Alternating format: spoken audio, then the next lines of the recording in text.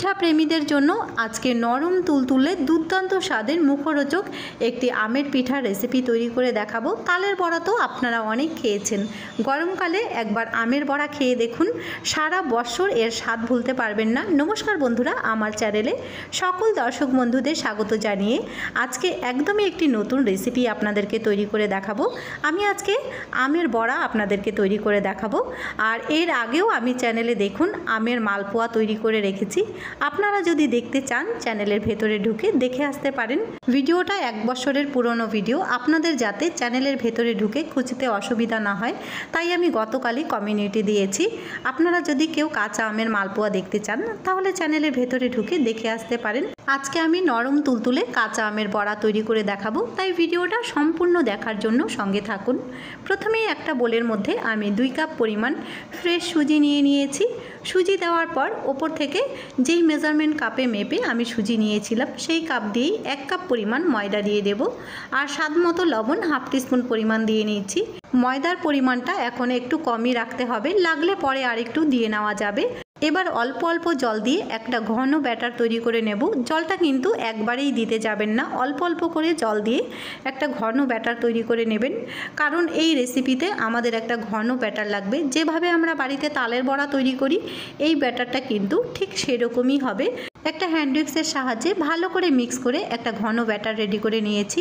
এবার 10 থেকে 15 মিনিটের জন্য ঢাকা দিয়ে রেখে দেব।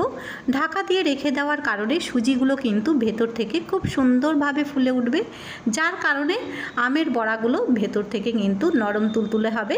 10 থেকে 15 মিনিটের জন্য কিন্তু অবশ্যই ঢাকা দিয়ে রেখে দেবেন, না হলে বড়াগুলো কিন্তু নরম তুলতুলে হবে না।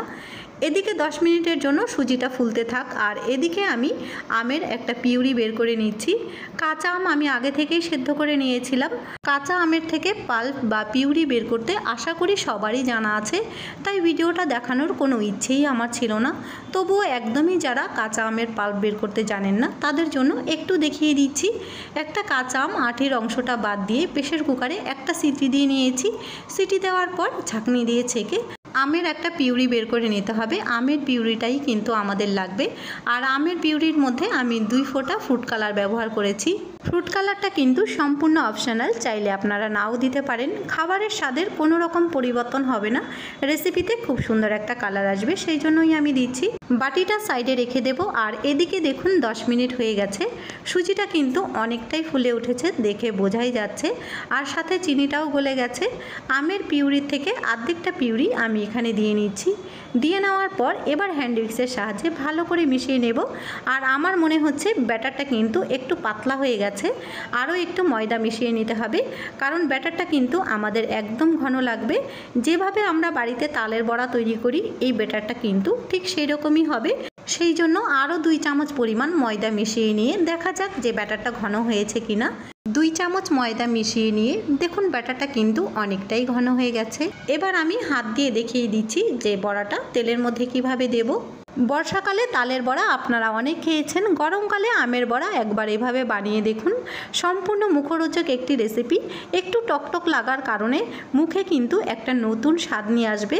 আর যাকেই খাওয়াবেন সেই আপনার প্রশংসার পাশাপাশি রেসিপিও জানতে চাইবে, তাই বাড়িতে একবার অবশ্যই ট্রাই করুন। আমি হাত দিয়ে দেখিয়ে দিয়েছি যে বড়াগুলো গরম তেলের মধ্যে কিভাবে দেব। এবার একটা কড়াই বসিয়ে দিয়েছি, কড়াইটাকে প্রথমে ভালো করে গরম করে নিতে হবে।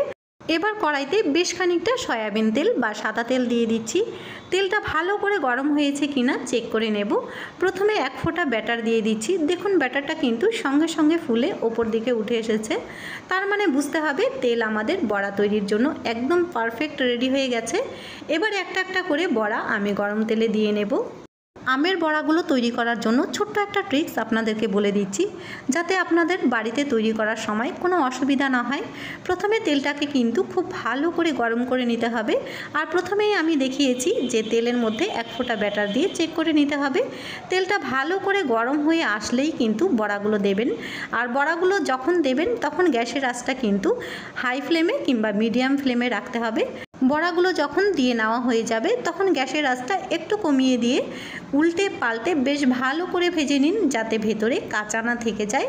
আমিও দেখুন 3 থেকে 4 বার উল্টে পাল্টে বেশ ভালো করে ভেজে নিচ্ছি। প্রথমে গ্যাসের আঁচটা কিন্তু আমি বড়াগুলো দেওয়ার সময় মিডিয়াম ফ্লেমে রেখেছিলাম, তারপরে একটু কমিয়ে দিয়েছি। একদম লো আঁচও কিন্তু করা যাবে না। 3 থেকে 4 বার উল্টে পাল্টে বেশ ভালো করে ভেজে নিতে হবে। দেখুন বড়ার মধ্যে একটা লালচে কালার চলে এসেছে, আর বড়াগুলো কিন্তু ভেতর থেকে খুব সুন্দরভাবে ভাজাও হয়ে গেছে। এবার বড়াগুলো আমি প্লেটের মধ্যে তুলে নেব।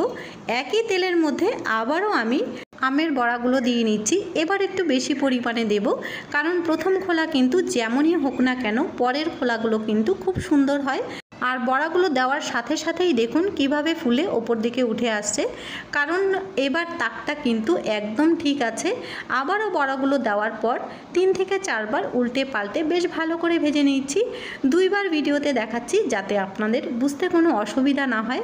আর দেখুন বড়াগুলো কিন্তু ভেতর থেকে কত সুন্দরভাবে ফুলে উঠেছে, আর খেতে কিন্তু এই আমের বড়াগুলো দারুণ হয়েছিল।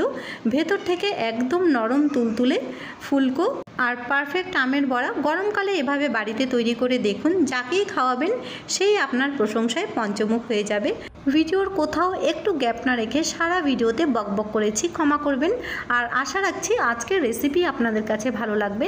ভালো লেগে থাকলে বন্ধু বান্ধব আত্মীয় স্বজন সবার সাথে শেয়ার করতে ভুলবেন না। পাশাপাশি ভিডিওতে একটা লাইক আর চ্যানেলটিকে সাবস্ক্রাইব করারও অনুরোধ রইল।